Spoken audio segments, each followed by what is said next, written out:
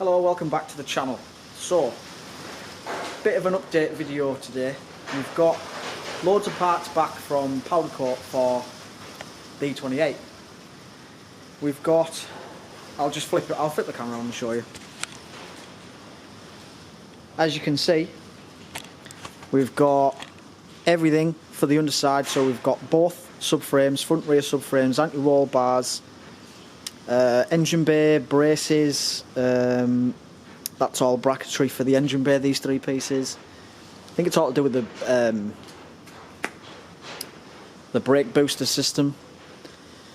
Anti-roll bar, covers,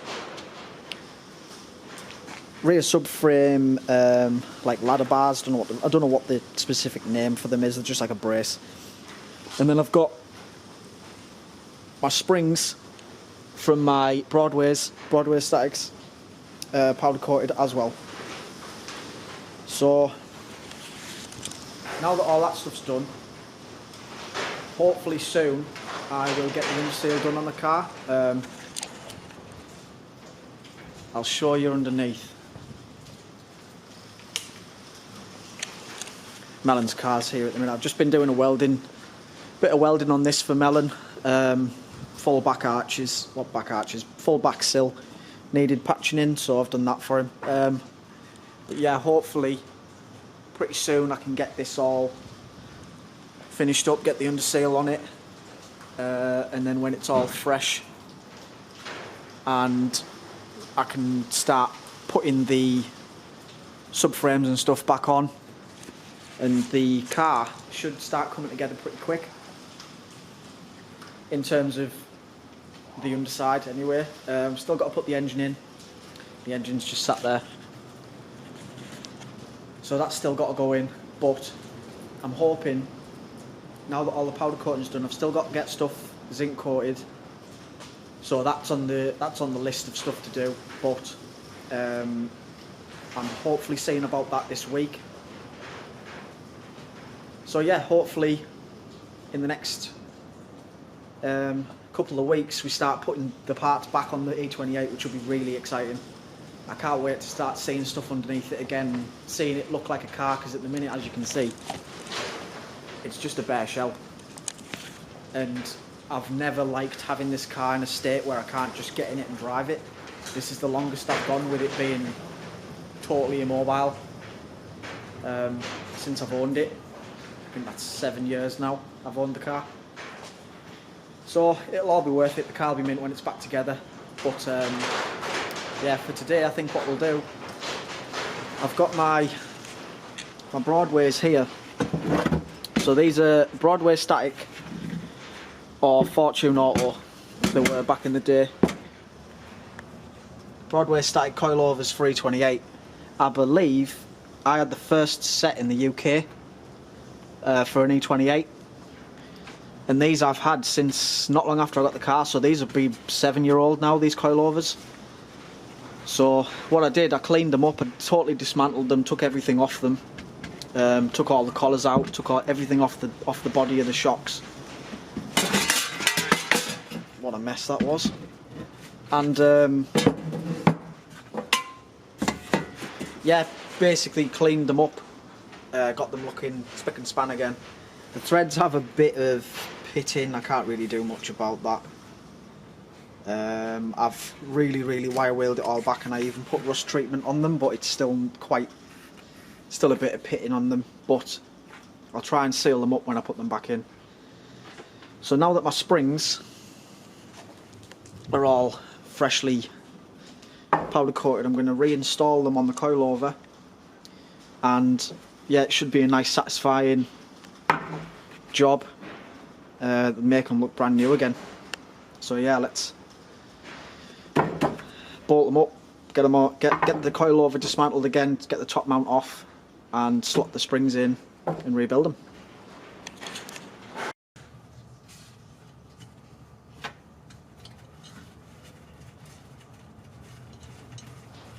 Start with the rear first.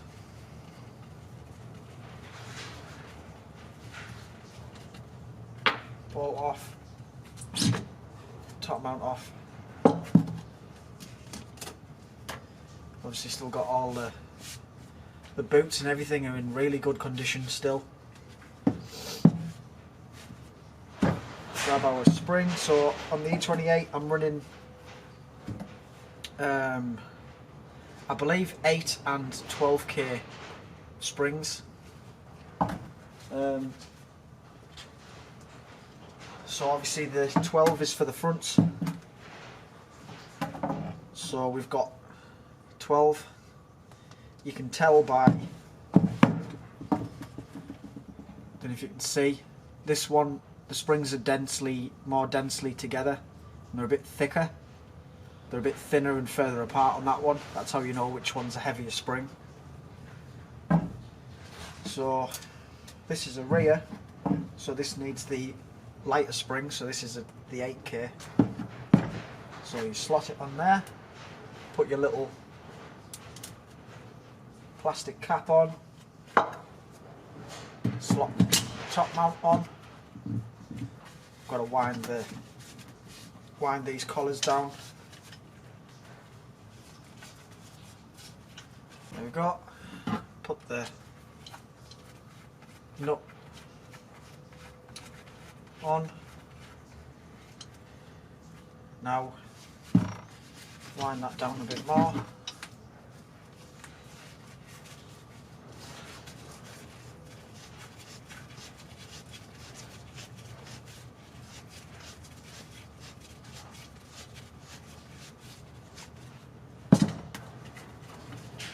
And then we'll impact nip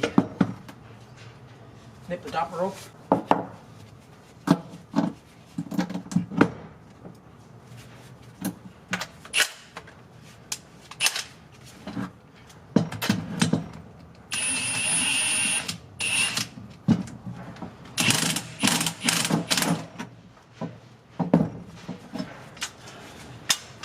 There we go.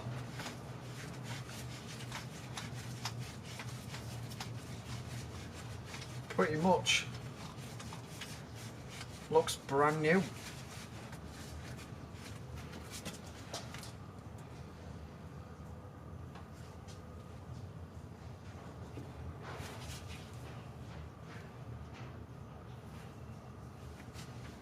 So yeah, dead happy with how those springs came out.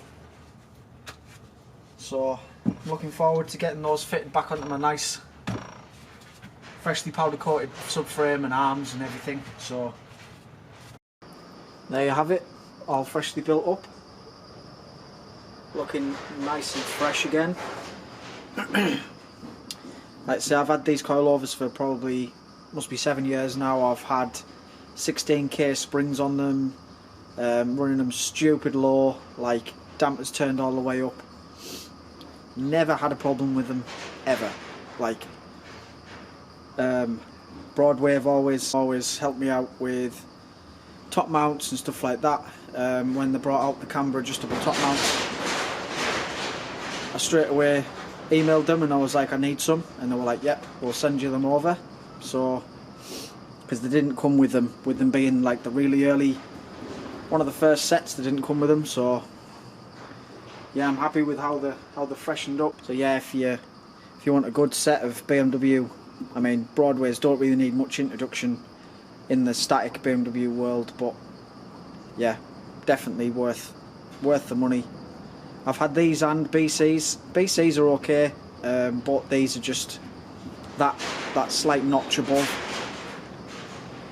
and they're just a bit more sort of rugged. They've got like you can see the collars are really heavy, high quality aluminium, so you can really, like, I've always used a screwdriver and a hammer to tighten these up. I've never really used C-spanners, and as you can see, they're still, considering they're not in bad condition at all. The threads still move fine and everything. So yeah, just a good, if you spend money on good quality parts and you look after them, they usually last you a good while. So yeah, these should go for another few years at least, now they've all been cleaned up and refreshed. Also, just wanted to give a quick update on the touring. Obviously in the last video you've seen that the hydro locked it drove it through a big puddle, sucked engine, the engine sucked water into it, that was it, game over. But we got the water out of it. I've since test drove it and made sure it was okay, just drove it up and down our lane, and yesterday got the car back on the road, so it's now my daily driver again, which is crazy. So yeah, that's totally fixed. Put the new turbo on it because I ordered a turbo. It was the wrong one, standard eBay procedure. Turned out I needed an F20 turbo instead of a N47 turbo. Basically, with my car being an LCI, it's got the facelift motor in it and it has the later turbo on it. So the first turbo was the early model turbo, so I had to order another one, but it came, fitted it up, thanks to Melon and whoever else helped to get that turbo back on. So yeah, really happy that that's back on the road. I'm so happy to have a diesel daily again. That TT was a fun car to drive, but Jesus, it doesn't half drink fuel. It's getting like less than 20 to the gallon if you're giving it some on a good, if you're giving it the beans, it's doing less than 20.